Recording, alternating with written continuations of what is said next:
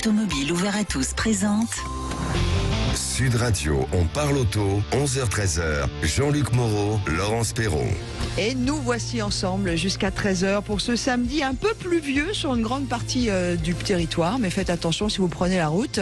Salut l'ami Jean-Luc. Bonjour Dame Laurence, de toute façon on sera chaque semaine un peu pluvieux.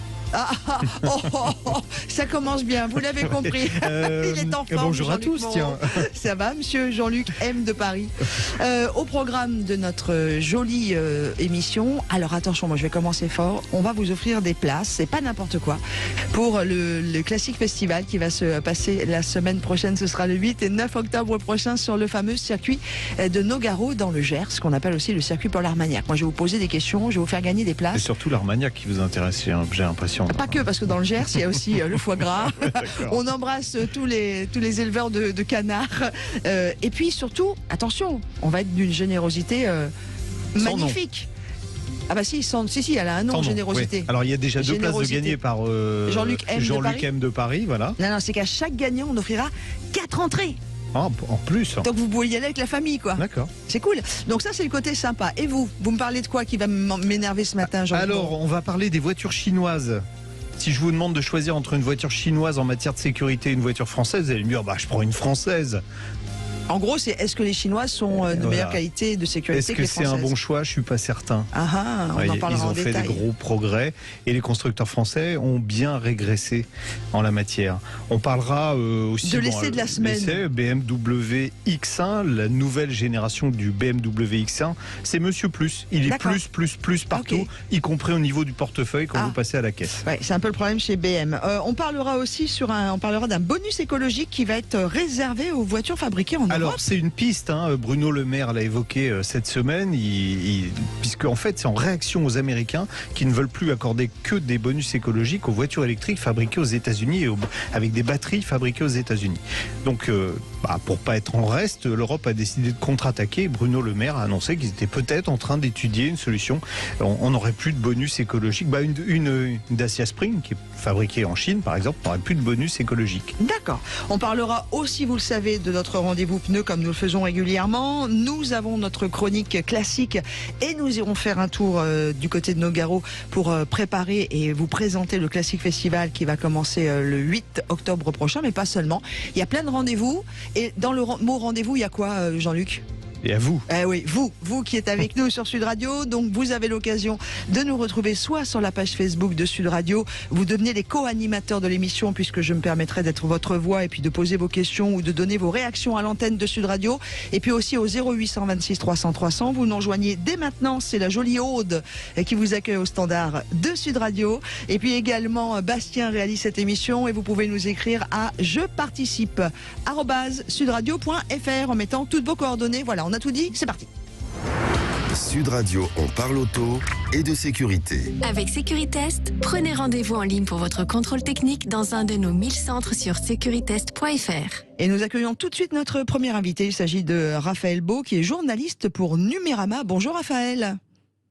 Bonjour Laurence et bonjour Jean-Luc. Bonjour Raphaël. Alors Numérama. Raphaël, Numérama, oui. What is it? Tiens, vite fait Raphaël, Numérama. Numérama, c'est un média en ligne qui est orienté sur tout ce qui est numérique, un peu de pop culture, beaucoup de science et de l'automobile, notamment électrique. D'accord. Alors on va parler des derniers crash tests qui ont été faits par Euro NCAP. Avant ça, on va évoquer en 2005 un crash test qui avait été fait sur un SUV chinois qui s'appelle le Jiangling Landwind, et il avait été fait par l'ADAC en Allemagne, qui était l'organisme qui correspond à l'UTAC en France. Les résultats avaient été catastrophiques, au point que ça avait fait rigoler tout le monde et que les Chinois avaient décidé de ne pas importer cette voiture en Europe. Aujourd'hui, il semble que ça ait un petit peu changé. Les derniers crash tests effectués par Euro NCAP ont démontré que les voitures chinoises étaient non seulement pas mauvaises, mais surtout meilleures que la plupart des véhicules européens. C'est ça ? Oui, on a pu remarquer ces derniers temps que les voitures chinoises arrivaient à s'illustrer avec de très bons scores sur les crash tests, et mieux en effet que certaines références européennes, et ça c'est plutôt surprenant de la part des Chinois. Oui, alors si on prend, donc il y a des crash tests qui ont été faits au mois de septembre. Là, il y a une petite voiture. Non, on va dire que c'est une concurrente de la Renault Mégane E-Tech, c'est ça. Là, alors elle a un nom un petit peu rigolo. Elle s'appelle l'Ora Funky Cat. Ora, c'est la marque, ça appartient au groupe Great Wall Motor, et le nom c'est la Funky Cat. C'est vrai qu'elle a elle est un peu funky au niveau du look. Ça ressemble, c'est à mi-chemin entre une Mini et une coccinelle un peu au niveau du look. Alors c'est un mélange de beaucoup de choses et en effet quand on regarde les feux on voit quelque chose, l'allure c'est encore une autre partie, bon c'est très très chinois finalement dans l'approche. En Chine d'ailleurs elle s'appelle Good Cat, pas Funky Cat, et apparemment en Europe elle va s'appeler Funky Cat, elle fait 4,23 m. Donc, oui, effet, donc concurrente directe de la Mégane E-Tech. C'est un véhicule électrique. Alors là où on avait rigolé en 2005 au moment des crash tests, là on rigole beaucoup moins parce que les résultats obtenus, tiens, si on compare à la Renault Mégane, en protection adulte, je vois 92% pour la Funky Cat, 85% pour la Mégane, c'est quand même moins bien et elle est pratiquement meilleure partout que la Renault. Comment on peut expliquer ça? Alors ils ont fait des progrès évidemment les Chinois, mais est-ce que ça veut dire que pour eux la sécurité est devenue une priorité? Oui, je pense que la sécurité est devenue une priorité parce que ils ont beaucoup d'accidents aussi en Chine. Hein. Donc ils se protègent, ils ont bien compris la leçon du passé et surtout ils sont un petit peu plus en avance. Alors à la fois sur la structure mais aussi sur les technologies embarquées, y compris sur des modèles qui sont un peu plus entrée de gamme. Ouais, alors on va préciser que les notes aujourd'hui qui sont attribuées Euro NCAP ne tiennent pas seulement compte de la sécurité passive, c'est-à-dire de la déformation du véhicule qui va permettre d'éviter les blessures aux occupants, mais aussi des aides à la conduite qui sont notées, c'est-à-dire que si vous avez des aides actives à la conduite qui peuvent éviter l'accident, ça va permettre d'obtenir des étoiles. Oui, il y a 4 grandes catégories en gros. La protection des adultes à bord, la protection des enfants, celle des piétons et des usagers vulnérables de la route et tout ce qui est aide à la conduite qui s'est en effet greffé sur le Euro NCAP depuis quelques années et ça change tous les 2 ans à peu près et ça se durcit.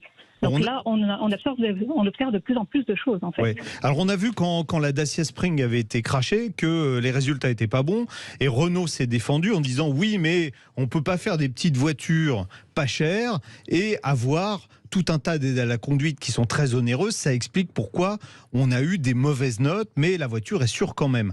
Bon là, malheureusement, cette Funky Cat prouve le contraire parce que à la fois elle va être pas chère et elle est plus sécuritaire et elle a plus d'équipements de sécurité. Oui, alors pas cher, ça va être encore relatif. Oui, on le saura au mondial de l'auto à Paris, c'est ça? En Chine, elle est pas chère en tout cas. En Chine, elle est entre 15 et 20 000 euros à peu près. D'accord. En France, elle arrivera très certainement à plutôt au-dessus de 30-35 000 même. Ouais. Donc elle sera vraiment en frontale avec la Mégane.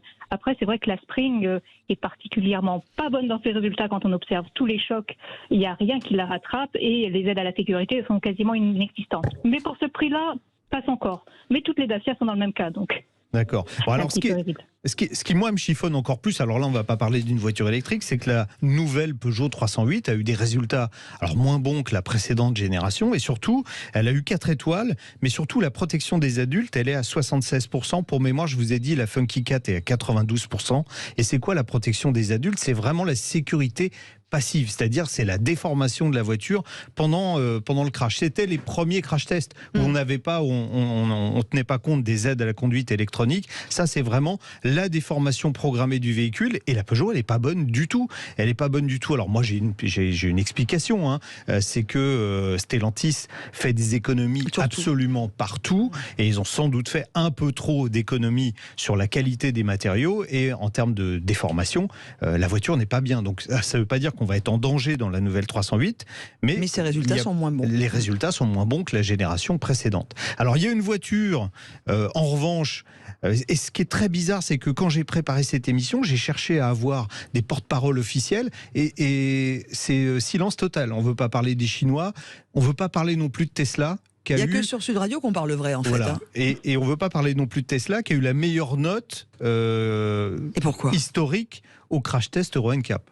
Et pourquoi on n'en parle pas? Alors pourquoi on n'en parle pas, j'en sais rien, parce que peut-être que vous savez, Euro NCAP c'est financé par les gouvernements européens. Donc c'est les ministères des Transports à chaque fois qui financent une partie d'Euro NCAP, mais c'est aussi indirectement financé par les constructeurs européens. Donc parler des constructeurs chinois qui sont bons, ou des Américains, sans doute ça leur fait un peu mal, ou des Américains, ça leur fait un peu mal. Mais Raphaël, donc cette Tesla, quel modèle déjà a obtenu la meilleure note qu'on n'avait jamais eue sur Euro NCAP? Alors c'est la Tesla Model Y, donc c'est le SUV qui vient au-dessus de la Model 3 qui a été très très vendu en Europe. Et en effet, les notes sont extrêmement élevées. La protection adulte atteint 97%. C'est en effet du jamais vu. En général, les suivantes viennent plutôt autour des 92%, 93%. Il y a quelques exceptions, une Mercedes EQS, donc le très très haut de gamme à plus de 135 000 €, Oui. en effet, fait mieux, enfin fait aussi bien. Mais c'est vrai que la Tesla Model Y est vraiment surprenante à ce niveau-là. Ce qui est un peu dommage, Jean-Luc, c'est ce que je comprends, c'est plus tu as de l'argent pour t'acheter une grosse voiture, plus tu es protégé. Ça fout un peu les boules, pardon, excusez-moi de parler vrai. Justement, justement, c'est ce que démontrent les véhicules chinois, c'est qu'ils vont arriver à des tarifs qui vont sans doute être inférieurs à leurs équivalents européens et qu'ils offrent, malgré cela, un niveau de sécurité supérieur. D'accord. Oui, et puis moi j'ai même vu que BMW, par exemple, n'était pas si bon sur ses résultats Euro NCAP, en tout cas pour du premium allemand, moins bon que d'autres marques beaucoup plus populaires, comme du Kia, comme du Volkswagen. Et voilà. Merci beaucoup, Raphaël. Merci à vous. Raphaël Beau, journaliste pour Numérama, que vous trouvez aussi sur Internet si vous voulez en savoir plus sur Numérama. Merci à tous. Dans quelques instants d'ailleurs, on va peut-être pas parler de protection, mais on va parler de passion, puisque je vais vous offrir les premières places, oui je vous l'annonce ainsi, pour aller vivre le Classic Festival qui va avoir lieu le 8 et 9 octobre prochain au circuit de Nogaro. Roule, le club automobile ouvert à tous présente Sud Radio, on parle auto, 11h-13h. Jean-Luc Moreau, Laurence Perron. Et tout de suite, vous le savez, nous avons le plaisir ce matin de vous offrir plein de places pour aller vriller, ça y est, je brille. Aller vivre le fameux Classic Festival. Alors écoutez bien, vous allez gagner, oui, vous qui allez nous appeler avec la bonne réponse au 0826 300 300, non pas une place, non pas 2 places, mais 4 places par personne pour emmener la famille sur le circuit de Nogaro. Écoutez bien la question, monsieur Jean-Luc M de Paris. Oui, je précise que je la connais pas. Oui, non. La question. Non, Ouais, je ne te le dis pas à l'avance. Allons-y. Et vous qui nous écoutez sur Sud Radio ou sur la page Facebook, vous êtes très nombreux, mais pour gagner, c'est le téléphone qu'il faut composer, 0826 300 300. Le Classic Festival existe depuis 2014. Il a entre autres pour but de réunir tous les passionnés d'automobile. Et puis c'est 2 jours vraiment de fête, d'animation. Il y a plein de choses, que vous soyez spécialiste ou pas. Nous allons d'ailleurs en parler en détail, Jean-Luc, à midi et quart. Avec l'organisateur. Voilà, vers midi et quart avec l'organisateur. Où se déroule le Classic Festival? Sur quel circuit? Moi je sais. Alors il s'appelle le circuit Nogaro, mais il s'appelle aussi le circuit Paul Armagnac. En plus tout à l'heure j'ai 2, appuyé bien le lourdement. circuit Paul Ricard. 3, le circuit Paul Auchon. Alors est-ce 1, Paul Armagnac, 2, Paul Ricard ou 3, Paul Auchon? Ouais. Vous nous appelez Alors, il y a au bataille, 0826 300 300. La première bonne réponse, on va faire plein de gagnants ce matin. Vous appelez et vous gagnez des entrées pour 4 personnes, pour toute la famille. Ce sera le 8 et 9 octobre prochain. Sud Radio, on parle auto. On va pas se remettre au lit tout de suite. On va parler auto. Non, petit clin d'œil à Paul Auchon. Oui, évidemment. avec 2 auditeurs, un auditeur et une auditrice. 2 personnes qui nous ont, entre autres, contactés en envoyant un mail sur jeparticipe@sudradio.fr. En laissant votre numéro de téléphone, évidemment, Surtout. pour qu'on puisse vous rappeler. Alors, on accueille tout de suite Serge. Bonjour Serge. Bonjour Serge. Oui, bonjour à tous les deux. Quelle belle Est-ce voix. que vous avez la réponse, Serge, à la question? Non, chut, pas maintenant. Mais non, Jean-Luc M de Paris. Mais non. Profitez-en pour jouer. Mais non, laisse Vous pouvez Aude. gagner 4 places pour aller à Mais Nogaro. quel coquin. Non, puis de toute façon, il est peut-être un peu loin de Nogaro. L'ami Serge, il est du côté de Mossane, les Alpilles. Oui, mais ça peut se faire. Non, mais là, il faut composer le 0826 300 300 pour jouer. Bonjour Isabelle. Bonjour. Bonjour Dans le Isabelle. Alors, Pas-de-Calais. j'explique, en fait, on a Serge et Isabelle qui sont en même temps en ligne parce qu'ils ont le même problème. Alors sur 2 voitures de marques différentes, mais c'est le même problème. Alors Serge, en résumé, votre problème à vous. Alors, le problème, c'est que j'ai un véhicule de 3008 Blue HDI, un 1600, et qui a 56 000 km, qui a 6 ans, mais que cet été, j'ai eu un souci sur l'AdBlue, une fuite, que j'ai dû changer. J'ai emmené mon véhicule au garage Peugeot, et évidemment, on me l'a bloqué, et on m'a dit que au niveau de l'AdBlue, ils avaient de gros soucis, que c'était récurrent chez Peugeot, et qu'il y avait un nouveau process en place depuis juin, et qu'ils avaient 43 contrôles à faire avant de déceler un éventuel remplacement du réservoir d'AdBlue. Et finalement, le véhicule est resté bloqué 1 mois. Et finalement, c'était bien le réservoir. Enfin, c'était la pompe d'AdBlue, mais comme elle est en monobloc, il a fallu changer, tout le réservoir. Ouais. Et voilà, ils m'ont pris en charge que 36%, donc je voulais voir un peu. Alors, Isabelle, c'est le même problème de quelle année votre véhicule Elle est de 2016. 2016, d'accord. Elle a 56 000. 56 000 km. Rien, bon. Elle a rien. Alors, et Isabelle, votre cas. Alors, moi, par contre, c'est un Citroën. Mais donc, avec la même motorisation, hein, vous avez quoi, le 1,5 litre ou le 1,6 litre Blue HDI Le 1,5 litre. D'accord. C'est quoi comme Citroën, vous? Parce qu'il y en a plusieurs. Picasso. Merci. D'accord. Citroën voilà. Picasso, et donc, même chose. Vous êtes tombé en panne de pompe d'AdBlue. Alors on va préciser, l'AdBlue, à quoi ça sert? L'AdBlue sert à dépolluer les NOx du moteur, donc c'est injecté, ça se transforme en ammoniac, l'ammoniac réagit avec les oxydes d'azote et ça permet d'éliminer les oxydes d'azote. Le problème avec ce système, c'est que si vous n'avez plus d'AdBlue dans le réservoir ou si le niveau est bas, d'ailleurs ça va vous l'indiquer au tableau de bord, ça va vous dire attention, vous ne pourrez plus démarrer dans X kilomètres. Voilà. Ouais, et vous ne pouvez vraiment plus démarrer s'il n'y a pas d'AdBlue dans le réservoir. Donc si la pompe d'AdBlue ne marche pas, votre voiture ne démarre pas. Et Isabelle, vous, c'était le même problème que Serge, du coup? Alors moi, c'est le même problème que Serge, effectivement, sauf que moi, ça m'a marqué tout de suite défaut moteur. D'accord. J'ai pas eu le voyant. Attention au niveau d'AdBlue, bas. Il m'a marqué tout de suite défaut moteur, donc avec un voyant orange. D'accord. Donc du coup, je l'ai emmené chez le garagiste de suite. Oui. Et en fait, quand il a mis la valise et qu'il l'a contrôlé, tout de suite, il m'a dit, effectivement, ça vient du réservoir AdBlue. Et donc, il fallait changer la pièce. D'accord. Ils vous ont pris en charge combien? Parce que c'est ça qui est intéressant dans vos deux cas. 42%. Elle était de quelle année et combien de kilomètres? Alors, elle est de 2015 et j'ai 107 000 kilomètres. Pourquoi vous dites que c'est ça qui est intéressant, l'ami Jean-Luc, sur Sud Radio? Vous allez comprendre tout de suite. Parce que Isabelle, avec la même panne, a eu 42% de prise en charge avec un véhicule de 2015 à 107 000 km. Et Serge, qui est en train de se dire c'est pas juste, avec un véhicule plus récent 2016, et moitié moins de kilomètres, n'a eu que 32% de prise en charge. Alors je vais vous expliquer pourquoi. Je peux me permettre, parce qu'en fait, j'ai mon voisin qui a exactement le même véhicule que le mien. D'accord. Qui lui, par contre, est de 2016, donc un an... Oui, un an plus jeune que le vôtre, oui. Mais qui a 148 000 kilomètres. D'accord. Et là, ils lui ont dit... Au mois de mars. Ouais. Donc au mois de mars, donc ça fait à peine 5 mois. Il a eu le même problème. Par contre, là, lui, on lui a pris 60% en charge. C'est à la tête du client ou quoi? C'est exactement ce que j'allais vous dire. Il n'y a pas de règle. La seule règle qu'il y a, c'est que si vous avez plus de 150 000 km, c'est zéro prise en charge. Bon, pour tous ceux qui nous écoutent et à qui ça risque d'arriver, parce que malheureusement, c'est un problème courant sur les véhicules. Alors, ça a été réglé depuis. Donc, si vous achetez une Peugeot, une Citroën plus récente, c'est un problème qui ne se reproduira pas. Mais malheureusement, les véhicules de ces années-là, 2015, 2016, 2017, sont concernés. Et la prise en charge, c'est... Alors, j'aime bien parce que Stellantis dit c'est au cas par cas. Moi, je dirais c'est à la tête du client. C'est-à-dire que ça dépend de... Alors, a priori, Isabelle est plus séduisante auprès du concessionnaire que Serge. Alors, Isabelle... Je ne suis pas plus séduisante parce que, en fait, je vous assure que, en fait, vous comprenez bien que je ne comprenais pas leur système de calcul de remboursement. Il n'y a pas de système.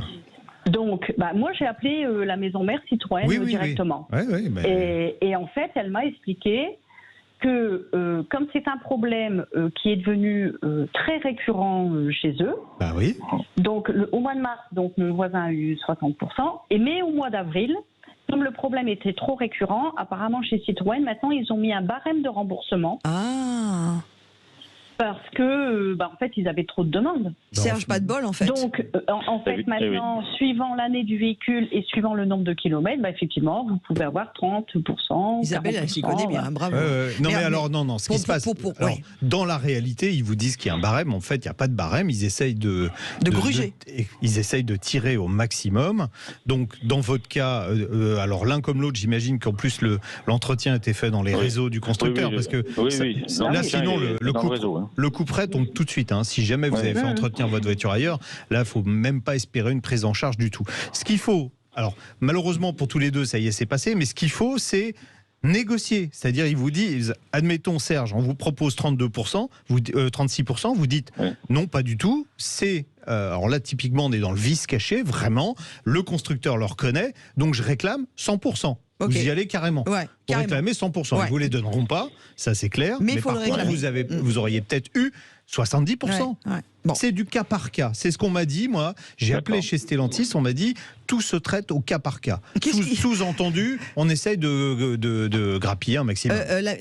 On va vous remercier, Serge et Isabelle, d'avoir porté ce problème sur la place publique de Sud Radio. Voilà, pour que ça serve aux autres. Exactement. On a plein de réactions sur Facebook, mais on verra ça après. On nous dit qu'il n'y a qu'à faire pipi dans le réservoir. Oui. J'entends parler de choses comme ça. Enfin, il y a plein de trucs. Merci à vous, à tous les deux. Et puis, on continuera d'en parler parce qu'à mon avis, c'est pas les seules fois que ça arrivera. Et voilà, mais que ça serve au moins pour tous ceux qui nous écoutent. Vous demandez 100%. Donc, ça veut dire qu'aujourd'hui, nous, Serge comme moi, aujourd'hui, on peut... C'est foutu.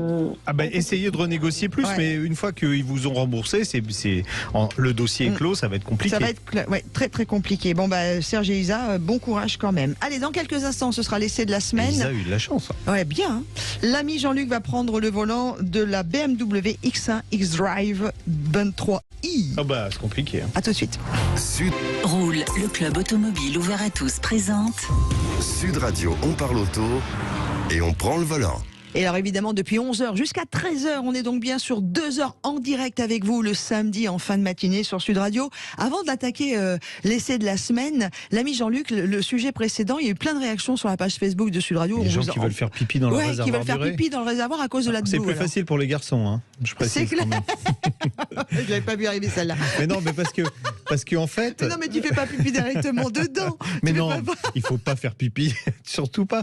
Parce que, alors en fait, l'AdBlue, ce qui leur fait dire ça, c'est que l'AdBlue, c'est un mélange d'urée et d'eau. Voilà. Et l'urée est transformée ensuite en ammoniac, comme je disais tout à l'heure, pour réagir avec les oxydes d'azote. Mais c'est de l'urée pure, avec de l'eau pure. Si vous faites pipi dans le réservoir, ça va pas marcher. Ça va pas le faire.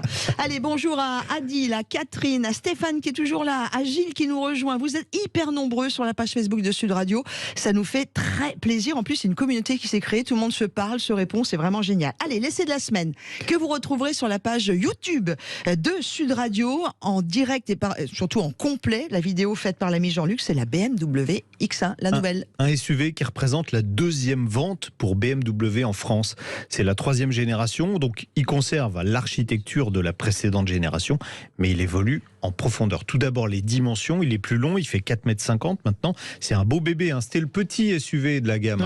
Bon, maintenant, il est devenu presque plus gros que le premier gros. Il est plus large, il est plus haut, au point qu'on dirait un mini BMW X5. Il hérite aussi, alors malheureusement, des nouveaux naseaux BMW sur la calandre. Vous savez, autrefois, on parlait des haricots BMW. Alors, c'est plus des haricots, maintenant, c'est un groin de cochon que vous avez à l'avant. En général, les gens sont assez, comment je pourrais dire, critiques sur cette calandre. C'est pas joli, quoi. Voilà, on va dire les choses comme elles sont. Bon, des dimensions généreuses égale une bonne habitabilité, ça c'est vrai, un grand coffre, 540 litres. En plus, les dossiers des sièges arrière s'inclinent et coulissent. Alors c'est en option, sur 13 cm. Vous verrez que les options BMW connaissent bien. La qualité de fabrication, alors a fait un bond entre la précédente génération et maintenant, elle est remarquable. La présentation, elle est plus moderne avec maintenant c'est devenu un classique sur les nouvelles BMW, un grand écran. C'est un bandeau sur le tableau de bord qui intègre 2 grands écrans, un pour les compteurs et puis un pour l'infodivertissement. Hélas, il y a certaines fonctions comme la climatisation qui nécessitent de passer par l'écran central. Les constructeurs font des économies en fait avec ça. Et on verra, on fera un sujet sur ça, que malheureusement en termes de sécuritaire, le fait d'être obligé de passer par des menus multiples, c'est dangereux. Voilà, l'équipement de notre version haut de gamme, C'était ultra complet, des sièges à réglage électrique. Alors ils sont pas en cuir, ils sont en simili-cuir.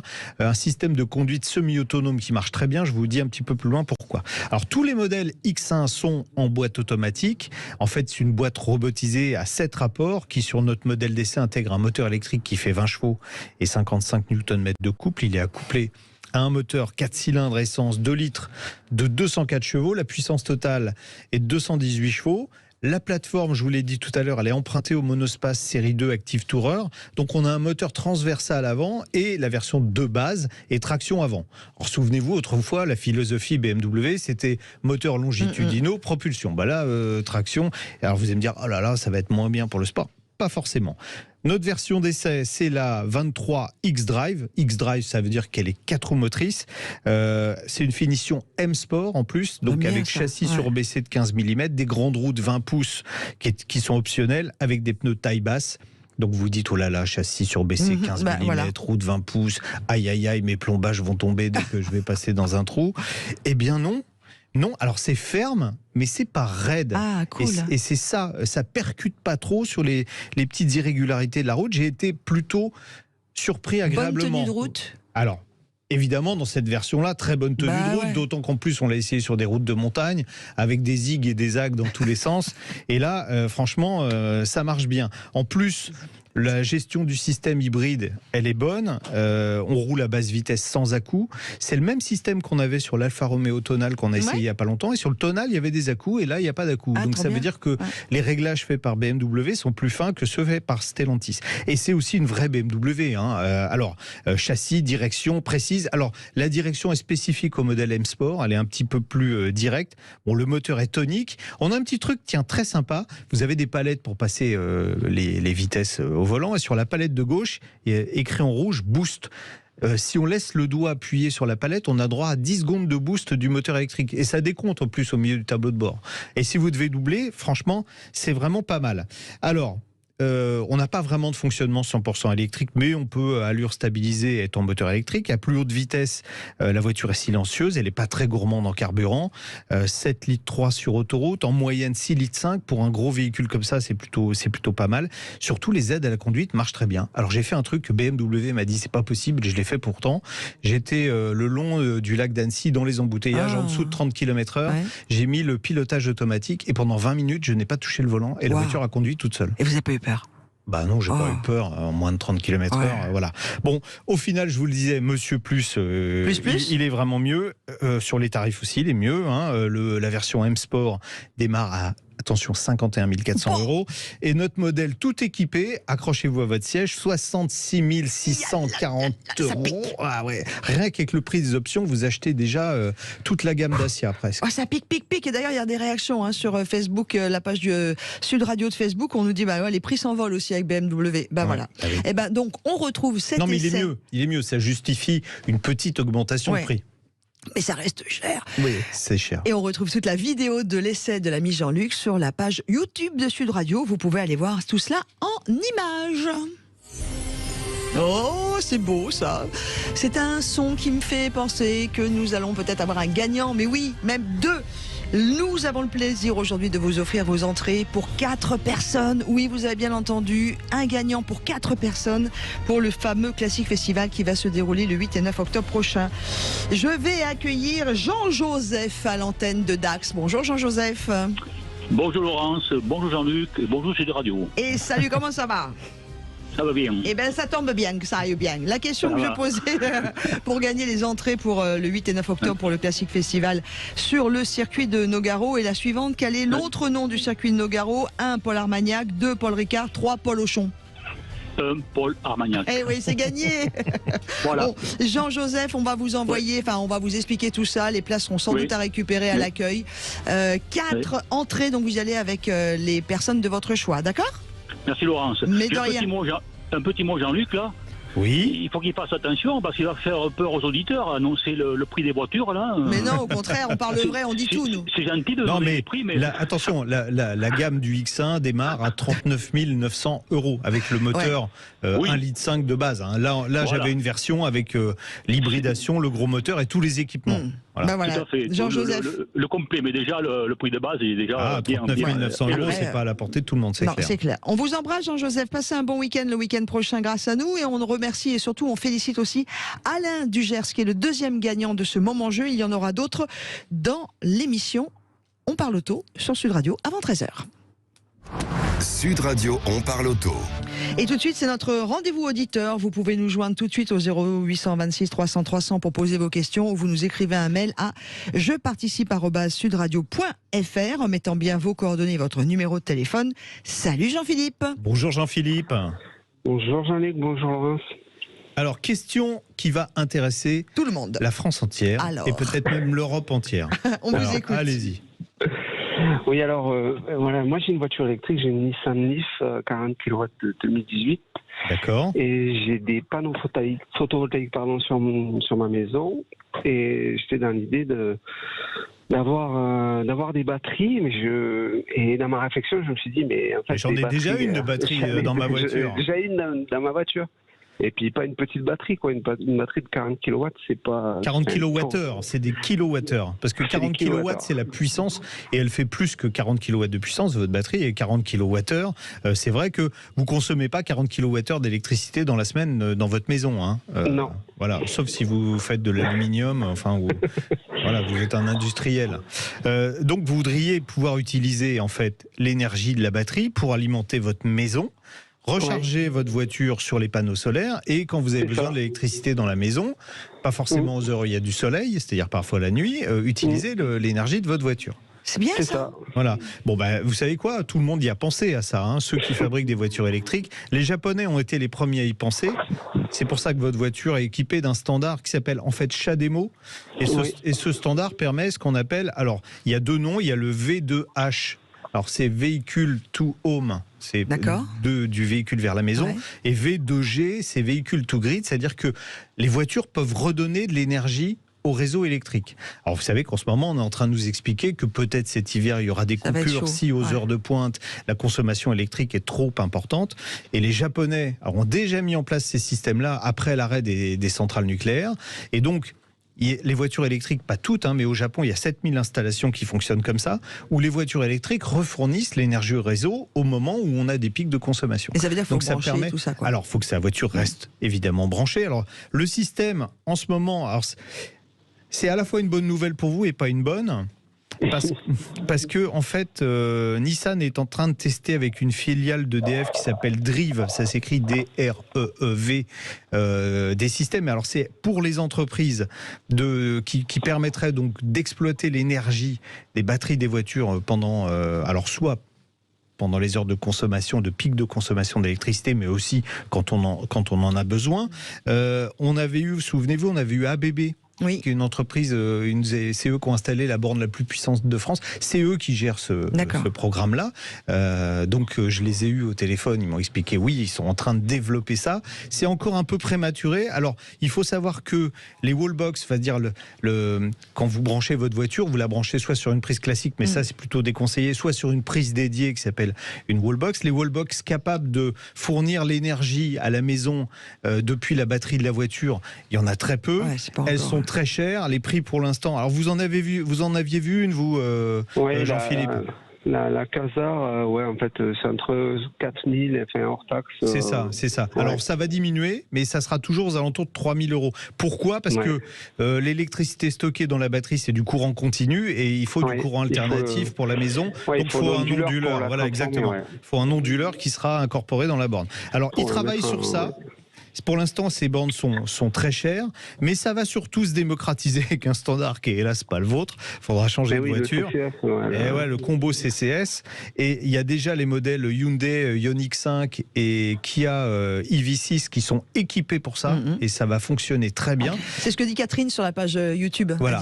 La page Facebook, pardon. Et ils sont vraiment, tout le monde est en train vraiment de travailler sur ça. Et le fait là qu'on soit, on va dire, une crise énergétique pour que tout le monde comprenne, ça va bousculer. Ça bouscule ça, et ils sont en train train de mettre. Je vous promets que bientôt, on en parlera avec les gens qui travaillent sur ça pour savoir quand ça va être disponible et quand ça pourra se faire. Mais donc, ça pourrait être très intéressant. Donc, Jean-Luc, en tout cas pour Jean-Philippe, pour l'instant, c'est pas le cas. Pour Jean-Philippe, sauf s'il veut investir 5 000 euros. Ça fait un peu cher. Voilà, ça fait un peu cher. Bon, mais super, merci Jean-Philippe. Mais ça va arriver, Jean-Philippe. On va rester en liaison et je vous promets que quand j'aurai des infos, beaucoup, je vous les fais passer. C'est cool. Si vous avez des infos, moi je suis preneur. Et puis je pense qu'on est plusieurs à être preneurs parce que c'est une très bonne question. Jean-Philippe, vous habitez où vous ? À Hier, dans le Var. Profitez bien de votre jolie région. On vous embrasse, Jean-Philippe. Merci beaucoup. Faites comme Jean-Philippe, soit vous nous écrivez je participe @sudradio.fr en mettant bien toutes vos coordonnées, y compris votre numéro de téléphone que l'on vous rappelle, ou vous nous appelez tout de suite au 0826 300 300. À midi pile, vous pourrez poser vos questions aussi en direct sur Sud Radio dans On parle auto. Tout de suite, on va d'ailleurs évoquer juste après la pause l'environnement. Sud Radio, on parle auto et d'environnement. Va-t-on vers un bonus écologique réservé aux voitures fabriquées en Europe ? C'est le sujet de notre rendez-vous de l'environnement aujourd'hui sur Sud Radio. Et nous accueillons dans On parle auto, l'ami Jean-Luc, Florent Ferrière, qui est journaliste à Automobile Propre. Bonjour Florent. Bonjour Florent. Bonjour. Quelle question. L'avantage Automobile Propre, on n'a pas besoin d'expliquer ce que c'est. C'est un média qui parle d'automobile propre. Alors, c'est pas fait encore. Il y a 12 questions là. C'est pas fait, mais c'est Bruno Le Maire qui, en présentant le projet de budget de l'année prochaine, a évoqué ça. Et il a dit, en fait, c'est en réaction à une décision, une décision, ça n'a pas encore été pris, mais les Américains, au mois de juillet, ont réfléchi à l'idée de réserver les bonus écologiques aux véhicules fabriqués aux États-Unis. Ils vont même un cran plus loin. Ils disent aux véhicules équipés de batteries également fabriqués aux États-Unis. Donc l'Europe a réagi à l'époque en disant attendez, c'est du protectionnisme. Et là, Bruno Le Maire rajoute une petite couche. Qu'est-ce qu'il a dit exactement, Florian ? Il a eu une déclaration qui est quand même assez évasive parce qu'en fait, il a parlé de réserver le bonus aux véhicules produits sur le territoire européen, mais ou strictement conformes aux nouveaux standards environnementaux. Car je pense qu'en fait, le côté produit qu'en Europe, ça gêne déjà quelques constructeurs européens et même français. Florent, on vous entend mal, Florent. On vous entend très très mal, Florent. Je sais pas où vous êtes. Est-ce que vous pouvez vous pencher par la fenêtre ou lever la main? Non, mais je sais pas. Vous êtes en kit main libre ou pas? Non, je suis mon téléphone. Non, c'est très bizarre. Est-ce que vous m'entendez mieux là ? Oui, c'est un petit peu mieux, merci. Oui, donc, alors, il s'est peut-être rendu compte, en fait, que Florent va sans doute aller dans le même sens que moi. Si on réserve le bonus aux véhicules électriques fabriqués en Europe avec des batteries européennes... On va pas en avoir beaucoup. C'est exactement ça. Hein. Alors déjà, qu'est-ce qu'on entend par fabriquer en Europe ? Qu'est-ce qu'il y a comme véhicule électrique fabriqué en Europe, Florian ? Alors, il y a déjà ceux qui sont Made in France, quand même, il faut le citer. La Mégane E-Tech. La Renault Zoé, il y a la DS3 e-Tense électrique. Après, en Europe, on a quand même la Peugeot i208 qui vient d'Europe de l'Est. Il y a la Fiat 500 qui est un gros succès sur le marché français d'ailleurs, qui vient d'Italie. Jeep, son premier véhicule électrique sera fabriqué à partir de 2023 en Europe, du côté de la Pologne aussi. Donc il y a quand même un peu de choix. Mais c'est surtout qu'en fait, il y a des véhicules qui ont un très gros succès chez nous, qui viennent de bien plus loin et qui viennent de Chine. Oui, je pense par exemple à la Dacia, la Dacia Spring, qui est le véhicule électrique le moins cher du marché et qui est fabriqué malheureusement en Chine. Alors là, on parlait des véhicules fabriqués en Europe, mais en revanche, quand on se penche en détail sur ce qu'il y a dans les voitures, les batteries, alors ça c'est les cellules de batterie en tout cas, parce qu'on peut assembler les batteries en Europe, mais les cellules de batterie viennent principalement de Chine. C'est le cas pour Stellantis, qui se fournit chez les Chinois, ou de Corée, c'est le cas pour Renault, ou du Japon pour d'autres constructeurs. Donc pour l'instant, à ma connaissance, il n'y a pas de fabricant de cellules. En France. Il y a Saft qui fabrique des cellules en France, mais Saft n'a pas été retenu à l'époque, parce que on va quand même faire un petit décryptage. Un petit retour en arrière, parce qu'en 2007, on avait un certain Carlos Ghosn qui était assez conquérant, qui nous avait annoncé, alors il n'était pas tout seul, parce que il y avait quand même des ministres qui étaient avec lui. Ouais, il y avait Christian Estrosi qui était alors ministre de l'Industrie. On nous avait annoncé que la France serait le leader mondial des batteries de véhicules électriques. On nous annonçait la construction d'une usine qui serait capable de fournir 250 000 batteries par an dès 2015. Elle est où ? Eh bien voilà, ça c'est la question qu'on peut poser. Donc pour le moment, il n'y a pas de fabrication de cellules de batterie en Europe. Mais alors, ça veut dire quoi, l'ami Jean-Luc et Florent, vous qui êtes notre invité, Florent Ferrière, journaliste à Automobile Probe, ça veut dire quoi, que c'est tout ça que ne sont que des effets d'annonce ? En fait, la porte de sortie, c'est conforme aux règles environnementales. Ça veut rien et tout dire en fait. Ouais. Florent ? Oui, là, je pense que voilà, c'est une porte de sortie parce que justement, il y a la Dacia Spring qui vient de Chine et il peut vraiment pas s'attaquer à ce véhicule qui permet de démocratiser l'électrique en France et qui, mine de rien, est issu d'un groupe français quand même si elle est fabriquée en Chine et que Dacia n'est pas une marque française, mais c'est le groupe Renault. Donc voilà, je pense que voilà, il y a un petit coup d'effet d'annonce. D'ailleurs, il a été réussi parce qu'il a été bien repris. Moi, j'ai pu le voir sur d'autres médias automobiles en Europe, donc ça a fait parler. Donc voilà, mais je pense que voilà, la porte de sortie, le ou derrière, pour finir la phrase, laisse la porte ouverte. Voilà, finalement, ça va être compliqué à mettre en place une telle mesure protectionniste chez nous. Oui, alors les Chinois, par contre, l'ont fait. Les Chinois, on ne peut bénéficier en Chine d'un bonus pour un véhicule électrique que si les batteries sont fabriquées en Chine et le véhicule fabriqué en Chine.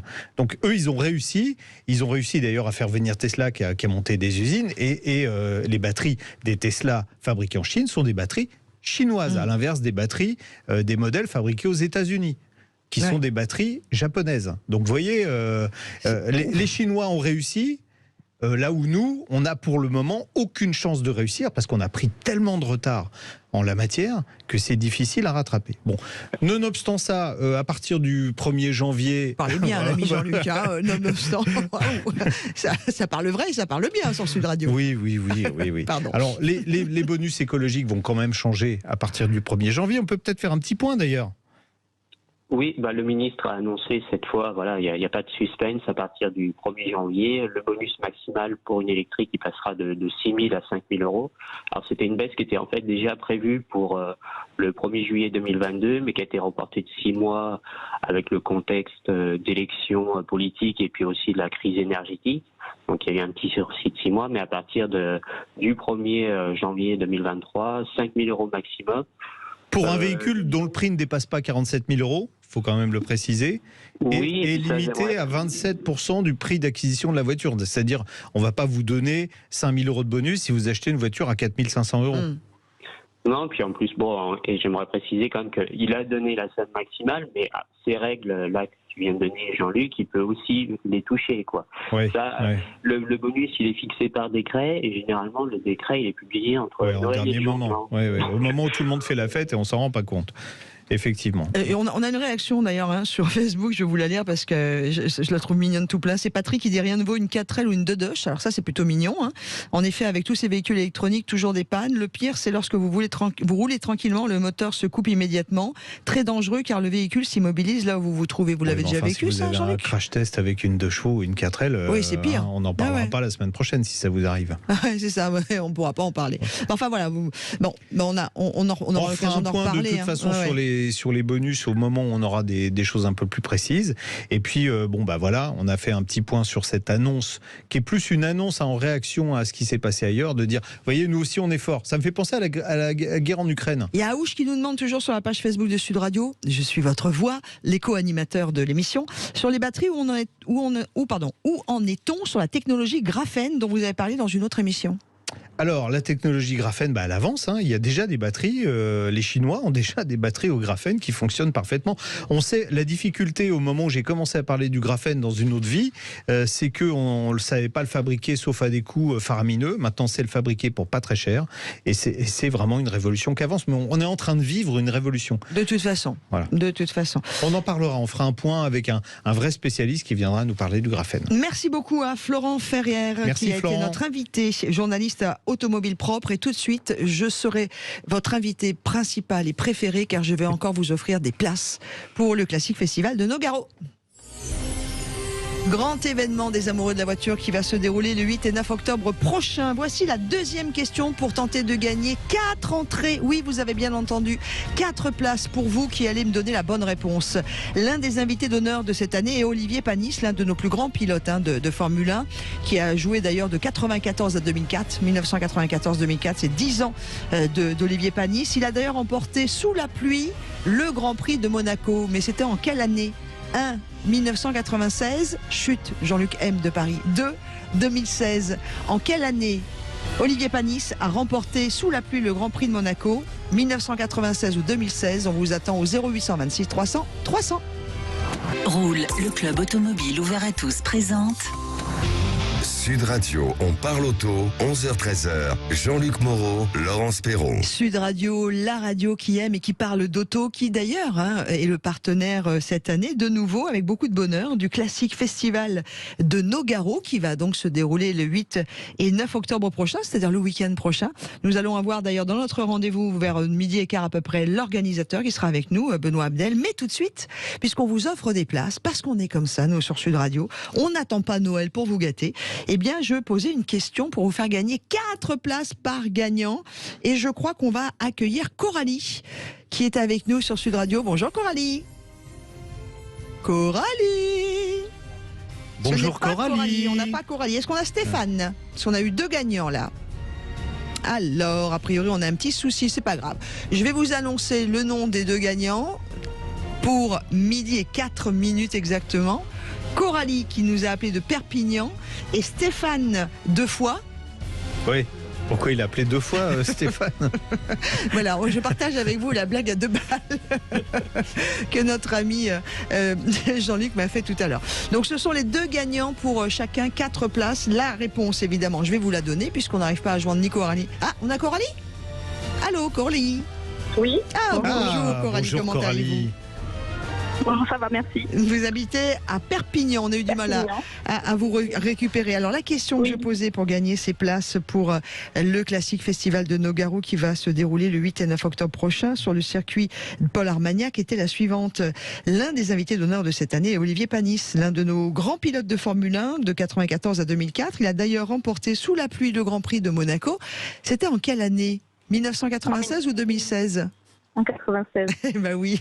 Oui, parce que, enfin, Laurence, dans la question, il est pilote de 94 à 2004. Bah oui. Est-ce qu'il a gagné un Grand Prix en 2016 ? C'est fait un peu exprès pour que tout le monde puisse jouer et gagner. On a le bonheur de la part de Sud Radio de vous offrir 4 entrées, Coralie, et également à Stéphane 2 fois. Vous habitez pas très loin, Perpignan, ça fait un petit bout. Ça fait pas très loin. Pas très loin. Vous allez dormir sur place ? Vous m'invitez, Coralie, parce que vous avez 4 places, alors donc je vais pouvoir venir. Ça tombe bien. Ouais. Et tous les 4 passionnés de voiture ? Oui. Quel type de voiture vous aimez, vous ? Les sportives. Très bien. Un exemple ?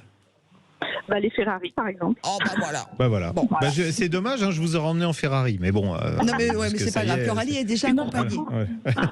Jean-Luc M de Paris de Sud Radio, Coralie est déjà accompagnée. Bon, tant pis. Bon, Coralie, on vous souhaite un bon week-end. Ok, moi aussi, merci beaucoup. De rien. Et je vous laisse avec le standard et Aude va vous expliquer, on va vous envoyer tout ça. Et on applaudit aussi Stéphane qui nous a appelé 2 fois, mais tout de suite, après Coralie et Stéphane, on va parler pneus, tiens, aucun lien. Sud Radio, on parle auto. Parlons pneus, parlons bien. Avec le syndicat des professionnels du pneu, les spécialistes du pneu au service de votre sécurité sur la route. Pourtant que la montagne est belle, comment peut-on s'imaginer ? Et oui, dans un mois exactement, c'est l'entrée en vigueur, Laurence. Je pense que tous les jours vous y pensez, de la loi montagne. Alors, si vous y pensez pas, Dominique Stemfeld, qui est le merci Bastien, président du syndicat des professionnels du pneu, lui, il y pense. Bonjour Dominique.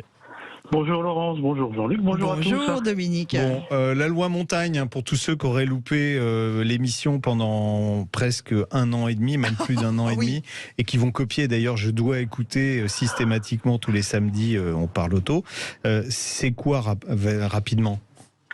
Alors la loi montagne, c'est une loi générique qui est destinée à protéger, à promouvoir les territoires de montagne et dans laquelle un décret a été intégré pour imposer la détention d'équipements hivernaux adaptés à la conduite hivernale du 1er novembre au 31 mars de chaque année. Et ça, c'est sur certaines communes de 34 départements de montagne. Oui. Alors comment ils appréhendent les Français justement la conduite en hiver ? Vous faites un petit sondage chaque année ? Alors on fait un sondage chaque année, ce qui nous permet d'ailleurs de comparer les résultats d'une année sur l'autre. 54% des automobilistes déclarent avoir connu des difficultés sur la route en hiver et même 17% ont perdu le contrôle de leur véhicule. Avec 17%, c'est énorme. Ouais, c'est beaucoup. C'est énorme. Alors avec un accident ou sans accident, mais il y a 17% des automobilistes qui se sont fait peur. D'accord. Voilà. Et 64% d'entre eux jugent que les pneus hiver ou toute saison sont utiles. Et on comprend bien que c'est encore plus en montagne puisque c'est 85%. D'accord. Ils connaissent la loi montagne, les automobilistes ? Alors, ils connaissent de mieux en mieux la loi montagne, puisque le sondage indique qu'il y en a 23% de plus que l'an dernier, et 3 automobilistes sur 4 aujourd'hui en ont entendu parler. Ils considèrent en très grande partie que c'est une bonne initiative. C'est 90% considèrent que c'est une bonne initiative et 8 sur 10 considèrent que l'obligation d'équipement va fortement contribuer à réduire les accidents. Donc ça, c'est une excellente nouvelle pour la sécurité sur les routes. Bon, alors moi, j'ai déjà vu les panneaux qui matérialisent les zones où on est obligé d'avoir les équipements, mais est-ce que les gens savent à quoi il ressemble ce panneau ? Alors, on rappelle que l'année dernière, le démarrage de la loi montagne a été assez compliqué. Donc, les panneaux n'ont pas été implantés en totalité l'année dernière. Donc, ils le sont maintenant. Alors, ces panneaux, c'est un panneau rectangulaire qui montre un pneu hiver et une valisette avec des chaînes. Et aujourd'hui, un automobiliste sur 2 connaît la signification des panneaux et puis 1 sur 3 en ont déjà vu. D'accord. Est-ce que ça a incité les gens à s'équiper ? Alors bon, c'était un petit peu un faux démarrage l'année dernière, mais est-ce qu'ils sont quand même équipés, les automobilistes qui sont dans ces régions ? Alors oui, de plus en plus d'automobilistes s'équipent. C'est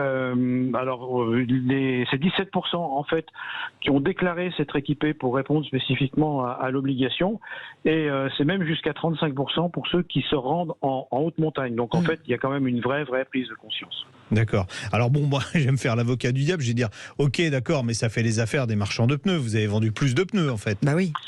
Alors, effectivement, il a été vendu plus de pneus l'année dernière, tout simplement parce que les gens ont été sensibilisés. Mais il faut réfléchir un peu. Et quand on utilise ces pneus hiver, on n'utilise pas ces pneus été. Et quand on marche en tongs, on marche pas avec les chaussures de montagne. Ah bah ça dépend, les 1000 pattes, ils peuvent faire les deux. Oui, mais là, en l'occurrence, c'est pas les 1000 pattes. Et donc, en conséquence, si les gens ont 2 trains de pneus, ils les remplaceront moins souvent, mais au total, ils n'useront pas plus de gomme. Donc, en fait, à terme, ça ne changera rien à la vente globale générale de pneumatiques. On a une question, Dominique Stamfel, une réaction sur la page Facebook de Sud Radio. Stéphane, le 3e co-animateur, qui nous dit si quelqu'un est à cheval sur 2 départements, un avec la loi montagne et l'autre non, doit-il avoir doit-il avoir quand même les pneus hiver ? Alors ça, c'est une bonne question. La loi montagne, elle s'affecte aux gens qui résident sur les zones concernées, à ceux qui s'y rendent régulièrement et aussi à ceux qui s'y rendent épisodiquement. Ouais. Donc en fait, si on est mitoyen avec un secteur qui est concerné par la loi montagne et si on se rend sur ce secteur, il faut effectivement être équipé. Bon, on n'a pas forcément des pneumatiques, on est d'accord. Ça peut être des chaînes ou des chaussettes à neige qu'on a dans le coffre. D'ailleurs, il y a un réseau avec un chat là qui fait une promo en ce moment. Chat blanc. Un chat blanc pour des chaussettes à neige. Oui, tout à fait. Alors l'obligation, elle est de détenir des équipements. Donc ça veut dire que c'est soit des pneumatiques, soit des chaussettes ou des chaînes. Mais on comprend bien quand même que si on passe sur une plaque de verglas fortuite, c'est beaucoup mieux d'avoir 4 pneus posés sur le sol que des chaînes dans le coffre. Oui, ça c'est sûr. Et en plus, la France est assez permissive en la matière, parce que les pays qui imposent à côté de nous l'usage de pneus hiver permette pas d'avoir des chaussettes, par exemple. Absolument. Si vous vous rendez au Luxembourg, en Allemagne, en Italie, la législation locale incite à utiliser impérativement des pneumatiques et pas des chaussettes dans le coffre. Et si on prend les pneus 4 saisons, puisqu'on le sait très bien que normalement on devrait avoir des pneus hiver tous à partir de 7 degrés sur l'asphalte, c'est-à-dire que dès que les températures descendent en dessous de 7 degrés, nous devrions tous avoir des pneus qui ne sont pas des pneus été. Si on a des pneus 4 saisons, ça marche ou pas ? Oui, ça marche. Oui. Alors, ce qui est considéré comme un pneumatique hiver, un pneumatique qui porte un badge 3 PMSF. Donc, c'est une petite montagne avec un flocon de neige à l'intérieur. Et à partir de là, on considère que c'est un pneumatique qui a des capacités de roulage en hiver. D'accord. Juste Dominique, on parlait des chaussettes là. Ça coûte combien une paire de chaussettes ? Je ne parle pas de celles que vous achetez chez Fildar, mais pour la voiture. Alors, le prix d'une paire de chaussettes de bonne qualité, c'est de l'ordre de 25 €. Moi, j'ai regardé un peu sur le net. Là, on en trouve même à partir de 12,90 €. Donc, qui doivent être homologués, faut le préciser. Alors, qui doivent être homologués, qui doivent porter un logo P26, donc qui exprime le fait que la chaîne est homologuée. D'accord. 12,90 € pour éviter une amende. On va le rappeler à. Alors. L'amende, on a parlé d'une amende à 135 €. Maintenant, il faut avoir l'honnêteté de dire qu'à ce jour, le décret n'est pas paru, donc on ne sait pas si effectivement il y aura des sanctions cette année.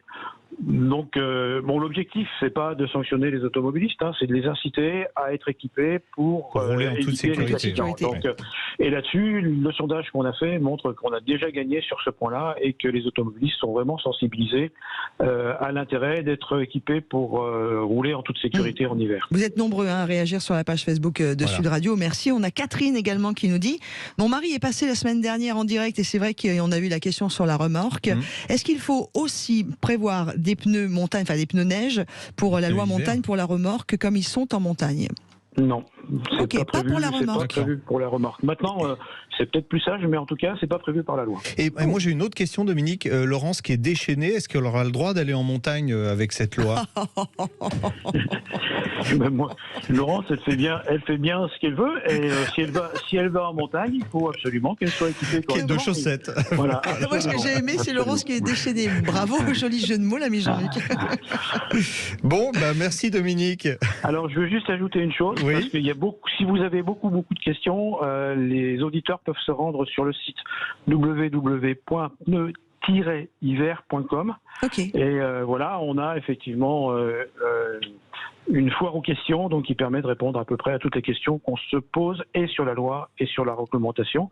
Pneu, on le met au pluriel? Pneu-hiver.com, non? Pneu au singulier. Très bien. -hiver.com, voilà. Et puis on donne de nombreux conseils également pour rouler en toute sécurité en hiver. Eh ben merci beaucoup. Merci Dominique. Merci Dominique Stamfel, président du syndicat des professionnels du pneu, qui était avec nous sur Sud Radio ce matin. Parlons auto, parlons pneu, parlons bien, on parle auto. Allez, dans quelques instants, j'ai la sensation peut-être qu'il y aura une troisième et dernière question pour gagner des places pour aller, grâce à Sud Radio et au Classique Festival du circuit Paul Ricard, Paul Armagnac, le fameux circuit Nogaro, vivre ces 2 jours de fête le week-end prochain. Restez avec nous. Sud Radio, on parle auto. Parlons pneus, parlons bien. Voici arrivé dans la partie que j'aime beaucoup particulièrement. C'est la partie qui nous permet de parler de véhicules de collection ou de passion voiture en général. Dans quelques instants, nous allons recevoir entre autres c'est Benoît Abel qui est l'organisateur du Classique Festival de Nogaro et pour lequel nous sommes partenaires Sud Radio depuis de nombreuses années. Et nous vous offrons ce matin également des places pour y aller, pour 4 personnes parmi vous. Voici la question pour aller vivre ces 2 jours du Classique Festival de Nogaro qui vont se dérouler le 8 et 9 octobre prochain. Vous allez pouvoir rencontrer pendant ces 2 jours Jean Ragnotti, qui est un célèbre pilote de rallye des années 70 et 80. Il avait d'ailleurs décroché le titre de champion de France des rallyes en 1980. Il sera présent sur le Classique Festival également avec une voiture qui a beaucoup compté pour lui cette année. Chut, l'ami Jean-Luc. Ça y est, je vous vois. Et qui fête ses 50 ans. J'ai déjà gagné 3 x 4, 12 places. Ouais. Et qui fête ses 50 ans en 2022. Est-ce la Renault 5, S2, la DeLorean DMC 12. La DeLorean DMC. Mais c'est vrai qu'avec la petite musique qui évoque un peu la retour vers le futur. Ouais, mais est-ce qu'elle a fait ses 50 ans? Je ne sais pas. Sur quelle voiture a beaucoup roulé, entre autres, ce superbe rallyman pilote Jean Ragnotti, la Renault 5 ou la DeLorean? 0826 300 300, c'est Aude qui vous accueille au standard de Sud Radio. Et ben voilà, on va accueillir tout de suite. Sud Radio, on parle auto. Et on va accueillir l'organisateur de ce fameux classique festival de Nogaro, c'est Benoît Abdel. Bonjour. Bonjour Benoît. Oui, bonjour. Comment ça va? Merveilleusement bien. Je suis déjà arrivé dans le Gers. On est déjà en train de préparer le week-end prochain, donc c'est fabuleux. Bon, racontez-nous Nogaro classique. C'est quoi? C'est où? Festival. Comment on y verra quoi? Oh, plein de choses. Alors déjà. Alors c'est où? Nogaro, bon ça on sait. Dans le Gers. Nogaro, c'est dans le Gers. Pays merveilleux. Oui. Béni des dieux. Du canard, de l'Armagnac, du bon vin. Bref, le Gers. Ensuite, des belles voitures. 975 voitures. Ouais. 975, c'est... Ah ouais. Des motos aussi. Des motos. Ouais, des motos. 975 voitures. Des motos. Des invités fabuleux. Une météo qui annonce une semaine merveilleuse. C'est vrai. Après, qu'est-ce que... Vous êtes un peu béni des dieux de la voiture, vous là. Vous avez de la chance. Alors là, dans les 975 voitures, bon, j'imagine il y a des clubs, mais est-ce qu'il y a quelques thèmes qui seront illustrés? Alors on fête les 50 ans de la R5, donc on a un beau plateau de R5, mais pas de DeLorean. On n'a pas de DeLorean. Mais c'est vrai que la DeLorean avait un moteur français, enfin un moteur PRV, donc Peugeot, Renault, Volvo dedans. Ah oui, le V6. Oui, mais là non. Là non. Donc vous fêtez les R5 donc, avec, j'imagine, on fête les R5. Quelques R5 turbo, quelques R5. Exactement. On a un petit volant de R5. On fête un anniversaire particulier sur la Caravelle. La Renault Caravelle qui fête ses 60 ans. Et le club Caravelle nous fait un très beau plateau de Caravelle. Alors c'est pas le... c'est pas l'avion, c'est la voiture. Non, exactement. Et après, toute une foultitude de belles choses. On va grosso modo de 1904 jusqu'à nos jours. D'accord, c'est beau. 1904, c'est quoi comme engin que vous avez? On doit avoir une De Dion Bouton 1904 qui est là. Oh là donc mais c'est absolument fabuleux et c'est ça que j'adore. Alors, je suis le premier consommateur de nos événements. Ouais, et puis il y a aussi Pardon, excusez-moi.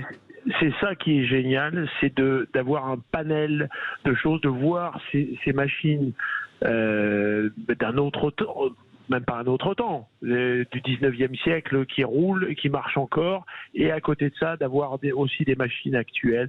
La diversité, il y en a pour tous les goûts. Benoît Abdel, c'est ça qui est bien en fait, l'ami Jean-Luc, c'est qu'on peut être passionné de voitures et donc on va y trouver son compte, et on peut être juste amoureux des choses qui ont été faites ou de l'histoire, et on peut aussi y trouver son compte.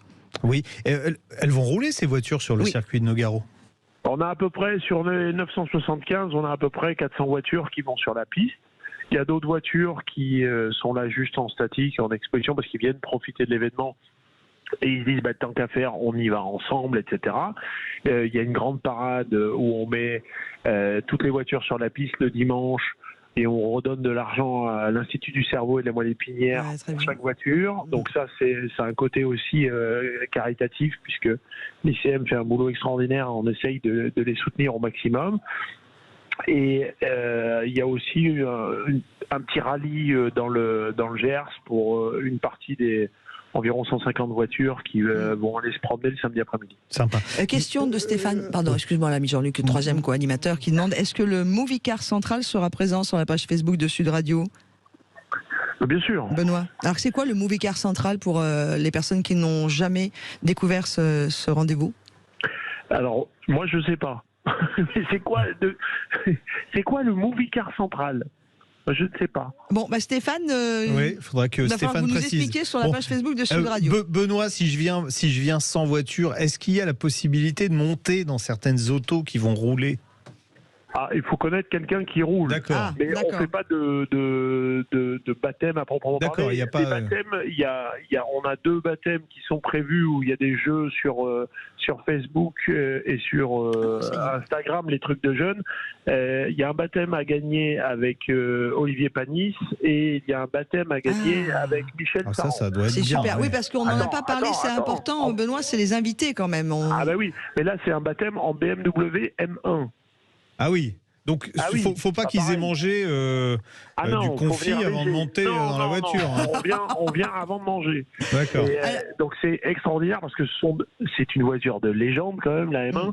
Et Olivier Panis. Oui, c'est un bon pilote, hein, on va dire ça comme ça. Il a fait 2-3 trucs. Et Michel, il n'est pas doué que avec la cuisine, Michel Saran. Une fourchette et un couteau. Et non, Michel est aussi un très bon pilote. Donc ça, ce sont les baptêmes qui sont à gagner. Mais sinon, non. Et effectivement, on a des invités cette année. Des invités, et surtout, avant que ce soit des invités, ce sont des amis qui viennent partager le week-end avec nous. D'ailleurs, Benoît, Olivier, on le retrouve aussi sur le Trophée Andros. C'est un des pilotes du Trophée Andros dont on parle aussi souvent sur la page et sur l'antenne de Sud Radio. On va devoir vous laisser, si vous le voulez bien, Benoît. Déjà ? Bah ouais, mon grand. Mais vous avez tout à préparer pour le week-end prochain. On vous aura peut-être en ligne la semaine prochaine pour savoir comment ça se passe. Quand vous voulez. Allez, avec grand plaisir. On rappelle aussi qu'il y aura la 3e bourse d'échange. Il y a toujours des bourses d'échange pour les pièces sur notre Super Classique Festival. Vous avez tout le programme et tous les rendez-vous sur la page classiquefestivaltoutcollé.fr. Classiquefestivaltoutcollé.fr. Et pour répondre à notre ami Stéphane sur la page YouTube, le Movie Car Central, donc c'est la location et la conduite de voitures qui ont fait partie du cinéma. Ce sont des gens qui récupèrent les véhicules du cinéma et qui sont des fois présents sur des grands salons de l'automobile. Mais là, en l'occurrence, ils ne seront pas sur le Classique Festival. Sud Radio, on parle auto, Classic Cars. Et juste avant de découvrir le nom du prochain gagnant de ces entrées pour le Classic Festival, on va parler de Classic Cars. Si vous transformiez la vieille sellerie cuir de votre ancienne voiture en bagage de luxe. Et oui, c'est une idée. Vous savez, on parle d'économie circulaire, on parle de recycler. Et alors, vous faites, je sais pas, vous décidez l'intérieur cuir de votre DS, par exemple. Oui. Que je n'ai plus. La DS du Général. Vous voulez changer cet intérieur, mais vous y êtes très attaché parce que c'était la voiture de votre papa. Vous avez vécu des choses incroyables. Vous avez vomi à l'arrière parce que c'est une DS. Donc ce cuir, vous voulez le conserver. Bon, évidemment, je pousse le bouchon un peu loin. Non, mais bon. vous pouvez être attaché à ça et dire, ok, je vais remplacer la sellerie parce qu'elle est usée, mais il y a un côté affectif. C'était alors soit une voiture de famille, soit la sellerie, elle est exceptionnelle et vous voulez pas que ça parte à la poubelle. Donc, eh bien, il y a 2 entrepreneurs qui ont eu cette idée géniale de dire, ok, on va démonter les pots de ces voitures et avec ça, on va faire... Les pots, le cuir, hein ? Oui. Non, pas les pots d'échappement. Non, pas les pots, oui, effectivement, pas les pots d'échappement. Je sais pas, tiens d'ailleurs, on va leur poser la question, est-ce qu'on pourrait recycler les pots d'échappement ? On accueille Benjamin Arnaud, cofondateur de Millage, et Fabrice Juan, cofondateur de Millage. Voilà, donc ils ont eu cette idée super et je crois qu'ils ont amené, alors pour ceux qui vont nous regarder sur la page Facebook ou qui regarderont l'émission en vidéo sur la chaîne YouTube de Sud Radio, ils nous ont amené justement des exemples de ce qu'ils peuvent faire avec les cuirs qui démontent de ces voitures. Alors l'idée vous est venue comment tout d'abord ? Alors bonjour à tous les deux. Bonjour à tous les deux. Bonjour à toutes et tous. Nous sommes ravis de pouvoir justement parler de Mileage Paris. Mileage, wow. Oui, le nom sonne effectivement ça fait consonance anglo-saxonne, c'est vrai. Bon, mileage pour kilométrage, la traduction littérale, c'est le kilométrage.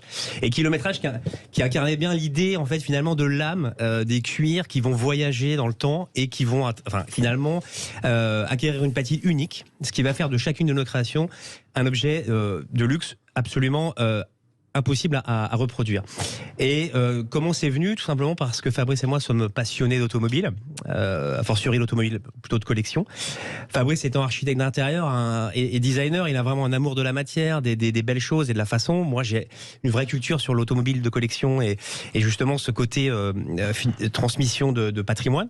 Et puis un soir, à force d'échanger, on s'est dit mais on pourrait pas peut-être finalement créer quelque chose de vertueux avec ces pots qui sont magnifiques, qui ont fait l'objet de beaucoup de travail en amont, qui ont été dessinés par des gens qui ont travaillé sur le design des intérieurs entiers, qui ont une âme. Et puis surtout, c'est une matière qui finalement, c'est une matière noble et ça extrêmement ça s'use pas en plus. Exactement. Et Fabrice, c'est ce qui me fait râler aujourd'hui quand on a dans les voitures ce qu'ils appellent du cuir vegan, où je leur dis ok, on en reparle dans 50 ans. Votre cuir vegan, c'est bêtement du plastique qui finira comme tous les plastiques dans une décharge. Craquelé, alors que là, du cuir, ça peut. Il y a des outils en cuir qui datent de plusieurs siècles et qui sont toujours là. Exactement. Et si on allie effectivement, la noblesse de la matière avec la force du souvenir. Je pense c'est clair que ça fait des objets absolument sublimes. Exactement. Le premier que vous avez créé du coup alors? Le premier qu'on a pu créer, c'était un sac CX Palace. Donc vous avez démonté en fait. C'est un propriétaire qui refaisait l'intérieur de sa CX. Vous n'avez pas démonté non, on n'a pas démonté une sellerie. Non, pas du tout. On a pu avoir cette première personne qui nous a fait confiance. Et donc on a pu réaliser ce premier objet en CX Palace. Donc c'est un objet qu'on a là avec nous, qu'on pourra vous montrer. Allez-y. Qui va parler des générations de collectionneurs. Il y a des gens qui nous regardent. Il est très très beau. Tenez, donnez-moi parce que moi je suis la spécialiste du radio achat maintenant. Voilà. C'est un petit peu une. Oh là là, il est magnifique. Alors il reprend, et je pense que ce dessin de siège va parler à ceux qui ont pu rouler justement dans les CX. Il y a des images de Jacques Chirac dans sa CX présidentielle à l'arrière qui reprend exactement ce motif. Alors l'intérêt, et c'est là où Fabrice qui s'occupe du design des sacs, l'intérêt justement c'est de pouvoir garder d'un point de vue visuel et apparent le design qui à l'époque a vraiment imprégné donc, et l'assise et le dossier. Et lorsque vous avez un sac comme celui-ci qui a une vie unique, eh bien il est sans duplication possible. Personne ne peut avoir le même. Et évidemment, il va garder avec lui les odeurs, la patine de sa vie, des kilomètres qu'il a parcouru, d'où le mileage. Dans ce sac, là, on est d'accord, il n'y a pas de pièces de cuir autres que celles qui sont issues du véhicule. Là, on se refuse de rajouter du cuir neuf. Il est sublime. On fait. Je crois que Laurence va vous en vendre 50 000. Non, mais il est vraiment beau. On fait avec les cuirs qui sont disponibles. D'accord. L'état. Donc vous demandez, vous regardez ce qui est utilisable ou non. Ouais, c'est ça. Et vous faites des propositions aux propriétaires. C'est ça, exactement. On fait des propositions par rapport à ce qui est à l'état du cuir. Et ensuite, on lui propose tout l'accastillage, l'intérieur, la doublure. Là, il paraît neuf. Il a été retravaillé, le cuir. Il a été nettoyé. Il a été nettoyé. D'accord. Moi, je veux. Parce que Laurence est vraiment en train de fouiller dans le sac. Non, mais c'est parce qu'il faut expliquer, parce qu'il y a Bastien, notre réalisateur, qui fait des choses magnifiques. En plus, qui vous a mis sur la page Facebook de Sud Radio. Voilà, vous avez des images de la façon dont vous travaillez les voitures, exactement. Les cuirs. Et là, du coup, moi, ce que je voulais faire, j'étais en train d'enlever tout ce qu'il y avait à l'intérieur. Mais l'intérieur aussi est beau. L'intérieur aussi est beau. Exactement. Mais là, il reste encore des. Bah oui, mon grand, mais vous en avez mis tellement. C'est un peu le sac de Mimi Mati. Enfin, t'en retires, il en reste encore dedans, quoi. Mais en fait, qu'est-ce qu'ils ont mis dedans? Alors, ce qui est important de dire, c'est qu'effectivement, on s'adresse à des propriétaires collectionneurs qui, comme vous l'avez très bien résumé, peuvent au cours d'une restauration se dire tiens, je vais faire refaire ma sellerie. Et à cette occasion-là, nous confier les cuirs et pour voir si on peut faire, ça peut aller de la ceinture au bracelet de montre jusqu'à effectivement au sac plus grand 48 heures. Mais Mileage Paris ne s'adresse pas évidemment qu'à des propriétaires de voitures, ce serait trop restrictif. Et nous possédons des stocks de cuirs anciens.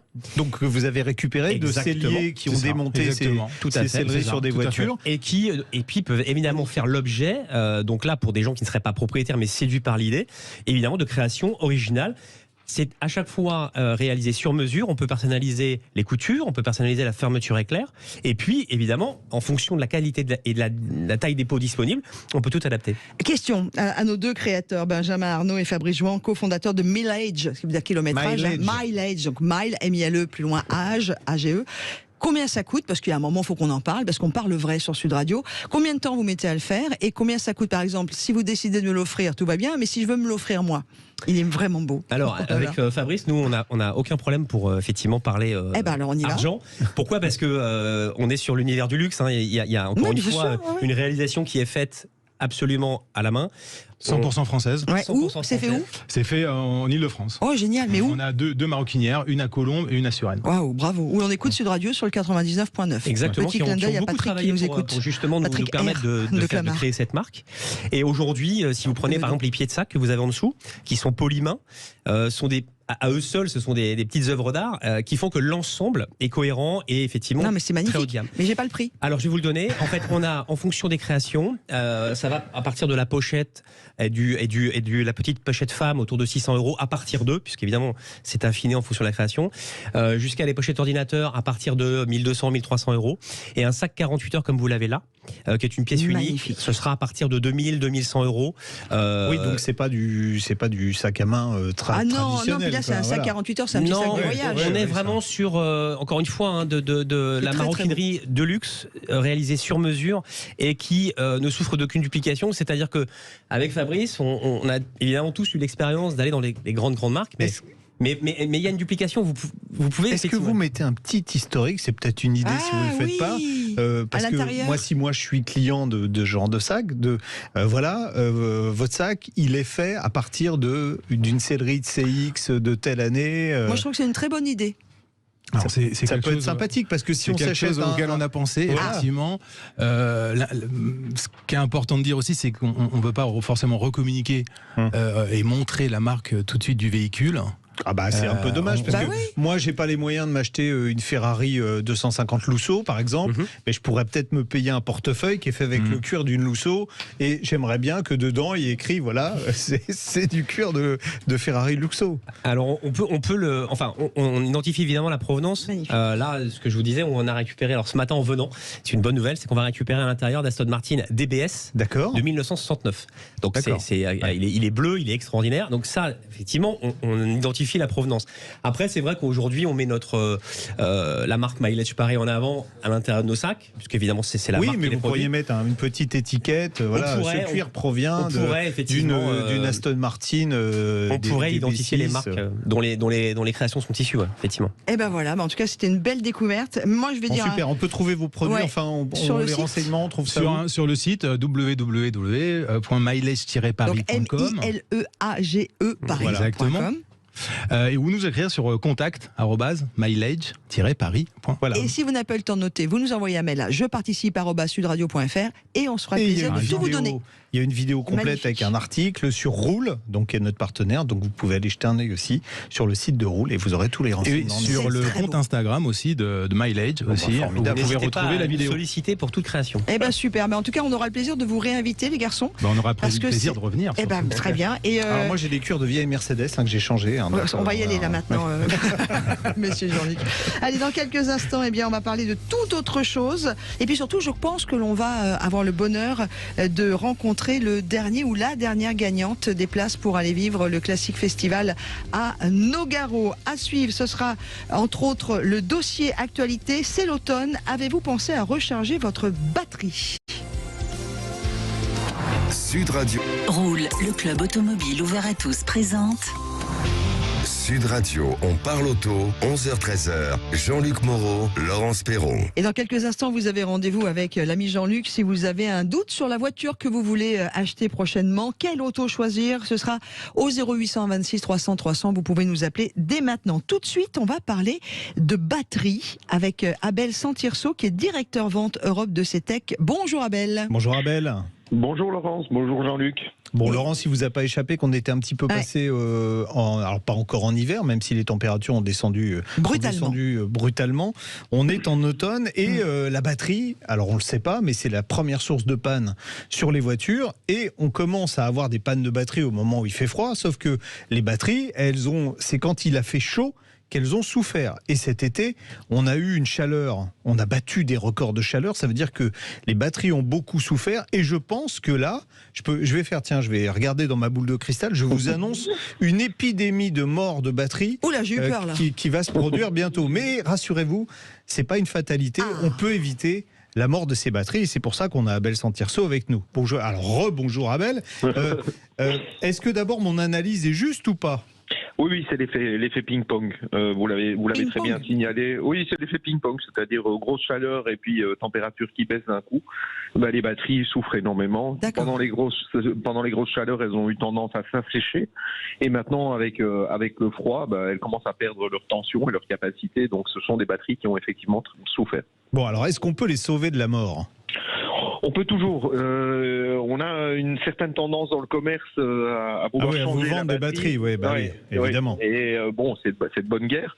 Mais une batterie, en fait, lui brancher un chargeur CTEC et simplement ne fût-ce que la reconditionner une fois par an si c'est une batterie liquide ou la mettre en charge. Alors attendez, parce que moi je sais ce que c'est reconditionner parce que j'ai déjà fait. Mais c'est quoi reconditionner une batterie ? Alors, reconditionner, en fait, on va déstratifier la batterie. Donc, alors, déstratifier, c'est pareil. Ma mère, elle est perdue et Laurence également. Au secours.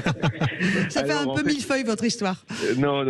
En fait, l'électrolyte de la batterie, qui est composé d'eau et d'acide, a tendance, en fait, au fur et à mesure des mois, à se diviser. Au lieu d'avoir donc il n'y a plus de mélange homogène, voilà. Exactement. Donc on va se retrouver avec des strates qui seront une strate d'eau, une strate d'acide et une strate de crasse, de résidus de charge. Et à partir de ce moment-là, il est bon en fait de reconditionner cette batterie liquide, je précise bien, elle doit être liquide. C'est le cas de 90% des batteries, on est d'accord, hein. Ouais, un peu moins maintenant parce que les batteries AGM ont pris beaucoup le pas sur les batteries liquides, mais il y en a quand même encore beaucoup, oui. D'accord.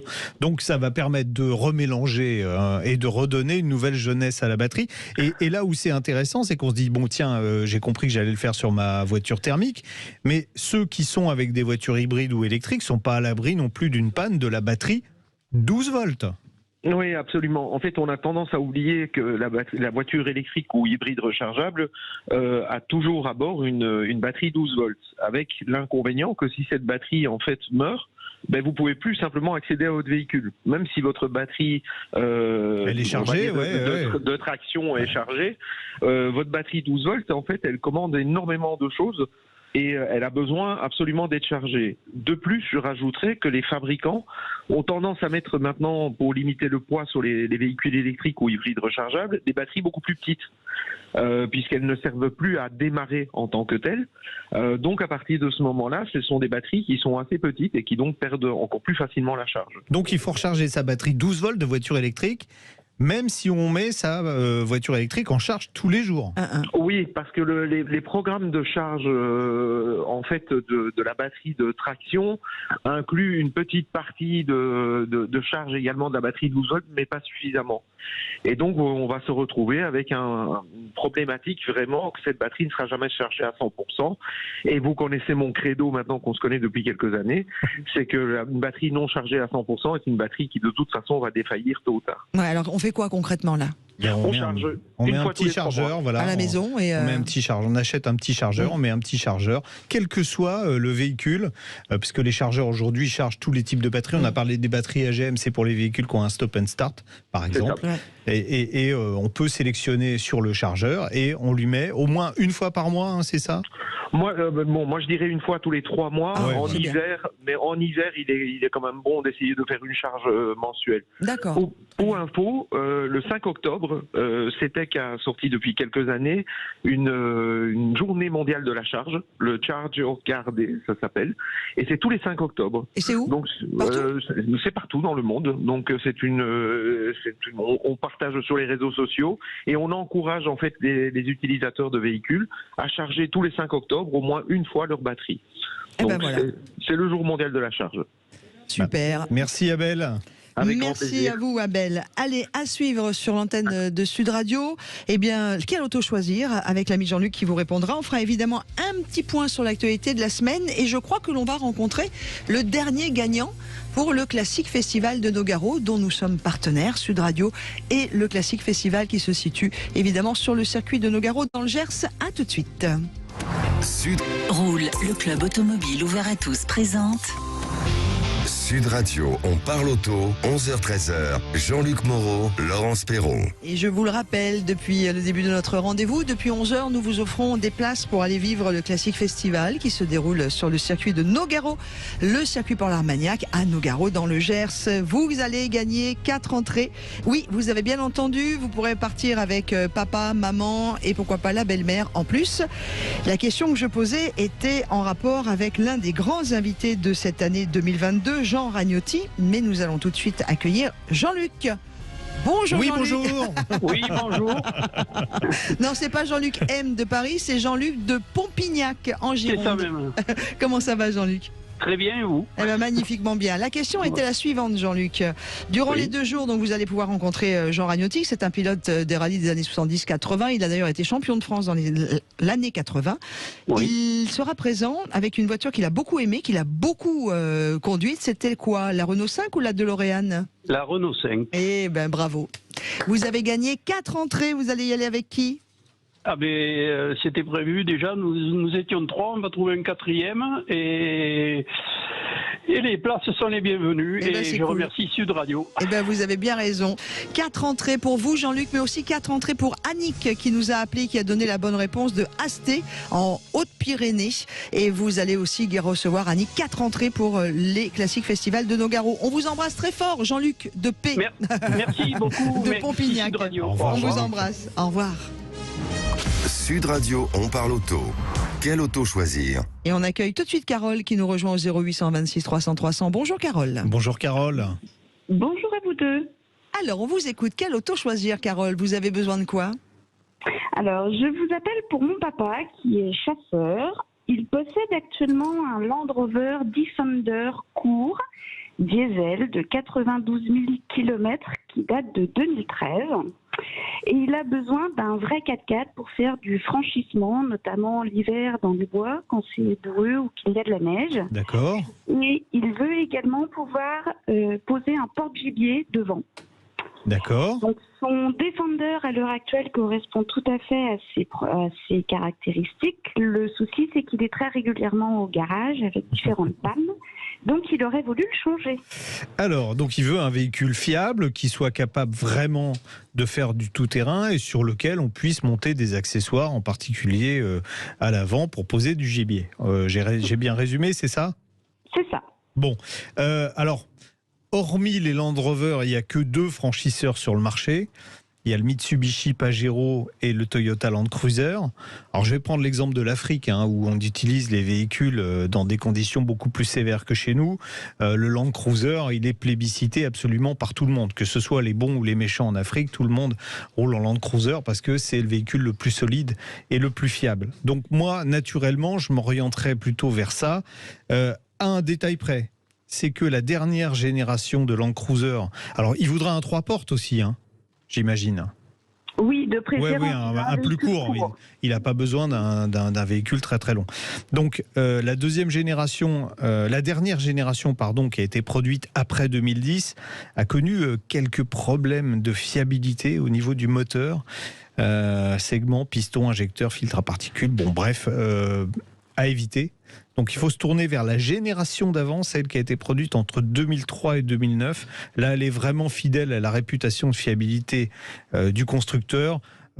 Disponible, alors ça j'imagine que votre père s'en fiche un peu parce que c'est pas pour courir après le gibier, mais avec 2 niveaux de puissance, 165 ou 173 chevaux. C'est un véhicule qui pose pas de problème, qu'on trouve assez facilement dans les petites annonces. Il faut faire attention quand même au kilométrage parce que comme c'est un véhicule fiable, moi j'ai vu des annonces à plus de 500 000 km quand même. Ouais. On sait, au moins ça rassure sur la fiabilité. Mais il y en a. Alors j'ai vu, en regardant, quand j'ai vu votre question, j'ai vu sur, je vais le citer, sur Le Bon Coin, une version lounge. Donc c'est le haut de gamme avec assez peu de kilomètres, 138 000 kilomètres. On considère qu'il est juste rodé, pour 24 000 €. Et il était à proximité de Cannes, ce véhicule. Donc, ça se trouve. Et pour moi, le véhicule dont a besoin votre papa, c'est ça. Donc, je ne sais pas quel était votre budget, son budget. Aux alentours des 30 000 €. Oh bah, ça va largement. Ça va largement. Ou à moins qu'il veuille reprendre un Land Rover. Il aura peut-être plus de chance avec un autre modèle, parce que le sien, a priori, est une bête à chagrin. C'est un peu ça. Bon. Voilà. Bon. Mais non, s'il veut vraiment de la fiabilité. Alors, c'est pas 100%, ça n'existe pas, hein, mais un Land Cruiser, notez bien, avant 2009. D'accord. Et jusqu'en 2009. L'idéal, c'est 2008-2009. Pardon ? Chez Jeep, ils ne font pas ce type de véhicule ? Mais non, mais s'il veut un vrai franchisseur, voilà. Et puis après, on a mis la fiabilité dans la balance. D'accord. Donc, si vous voulez vraiment de la fiabilité, c'est ça. Bon, vaut mieux ça. Carole, voilà. Merci beaucoup. Mais de rien. Merci, vous Carole. êtes un très bon choix. Bonne journée, on vous embrasse, au revoir. Carole. Merci beaucoup. Et pour conclure, l'actualité de la semaine sur la première ministre Elisabeth Borne qui veut faire de la France le leader mondial de l'hydrogène. Ouais, on se souviendra que par le passé, d'autres ministres, on en a parlé tout à l'heure, voulaient faire de la France le leader mondial des batteries pour véhicules électriques. Moi, je vous laisse juger du résultat. En attendant, Elisabeth Borne s'est donc rendue mercredi dans le centre de recherche et développement de Plastic Omnium à Compiègne pour affirmer le soutien de l'État à cette entreprise. Le gouvernement a déjà débloqué 74 millions d'euros pour une usine qui produira 80 000 réservoirs d'hydrogène par an à partir de 2024. Au total, ce seront 160 millions d'euros qui seront investis dans cette entreprise française, au moins cocorico. Voilà. Exactement. Je vous rappelle que vous avez rendez-vous dans quelques instants avec Invino et toute l'équipe de Invino sur Sud Radio à partir de 13h. Cet après-midi, Sud Radio Rugby vous emmènera évidemment et surtout ce soir pour le match du top 14 La Rochelle qui reçoit le Racing 92. Et puis un autre rendez-vous, un nouveau rendez-vous de cette année, la roue des émotions. Ça se passe avec Didier Maïran, c'est donc cet après-midi. L'effet marquant de l'actualité de la semaine au prisme de nos émotions.